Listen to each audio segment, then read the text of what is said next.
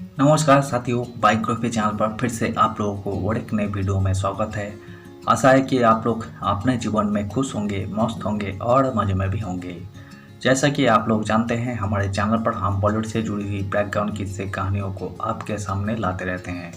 बॉलीवुड की बैकग्राउंड में बहुत सारी किस्से कहानियाँ छुपी हुई होती है जो कि हम जन तक नहीं पहुँच पाते हैं। हमारे चैनल पर हम कोशिश करते हैं उन्हीं किस्से कहानियों को आपके सामने लाने की। तो चलिए कहानियों पे चलते हैं, शुरू करते हैं और एक नए किस्से। कभी 25 कमरों के बंगलों में रहता था सुपरस्टार। राज कपूर के बराबर करता था फीस चार्ज, फिर भी चाल में बीता अंतिम समय। हिंदी सिनेमा के वो दिग्गज अभिनेता जिन्हें बॉलीवुड का भगवान भी कहा जाता था। साल 1991 में फिल्म अलबेला के गीत 16 जो भड़के के लिए उन्हें आज भी याद किया जाता है। कभी एक्टर की गिनती सबसे अमीर एक्ट्रेसेस में होती थी। आलीशान बंगला, गाड़ी, सब कुछ था इनके पास, फिर भी उनका अंतिम समय चौल में बीता। 60 के दशक के वो जाने माने अभिनेता कोई और नहीं, भगवान दादा है।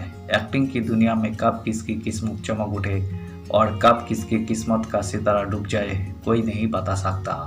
बॉलीवुड में कोई सितारे रहे हैं जिन्होंने अपनी जिंदगी में एक्टिंग की दुनिया पर राज किया, खूब नाम और शोहरत भी कमाई, लेकिन अंतिम समय गरीबी में गुजरा।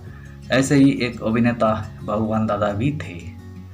भगवान दादा का जन्म टेक्सटाइल मिल मजदूर के घर में हुआ था। शुरुआती दिनों में उन्होंने भी मजदूरी की, लेकिन बचपन से ही उन्हें एक्टिंग में भी इंटरेस्ट था। फिल्मी दुनिया में उन्होंने फिल्म क्रिमिनल से बॉलीवुड में कदम रखा था। अपने सिने करियर में उन्होंने बहादुर, किसान जैसे कई हिट फिल्मों में काम किया। उनकी फिल्म अलबेला बॉक्स ऑफिस पर सुपरहिट साबित हुई थी।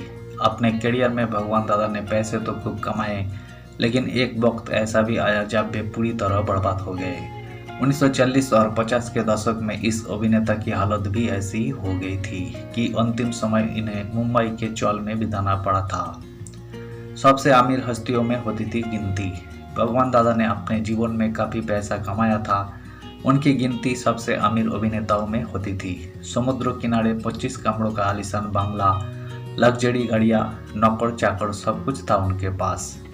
एक्टर और डायरेक्टर के तौर पर भगवान दादा ने नाम भी खूब कमाया। दिलीप कुमार, देवानंद और राज कपूर के बाद यही थे जो उस वक्त सबसे ज़्यादा फीस चार्ज किया करते थे। लेकिन भगवान दादा को जुए और शराब की लत थी। देखते ही देखते हाथ से निकल गई सफलता। 40 के दशक में भगवान दादा ने छोटे छोटे रोल निभाकर पहचान बनाई। साल 1942 में उन्होंने जागृति प्रोडक्शन बनाया और वही प्रोड्यूसर बन गए। मेन स्ट्रीम सिनेमा से दूर फिल्में बनाना उनका फैशन था। इसके लिए उन्हें राज कपूर ने भी समझाया था। साल 1991 में उन्होंने अलबेला बनाई जो उस दौर की बड़ी हिट साबित हुई। 16 जो भड़के गाने के बाद वही पॉपुलर ही हो गए थे। इसके बाद उन्होंने झमेला और भागम भाग जैसे ब्लॉकबस्टर फिल्में दी, लेकिन देखते ही देखते उनके हाथों से सफलता निकल गई। एक फिल्म ने किया बर्बाद। कहा जाता है कि जब उन्होंने फिल्म हंसते रहना का निर्माण किया, वो उनका सबसे गलत फैसला था।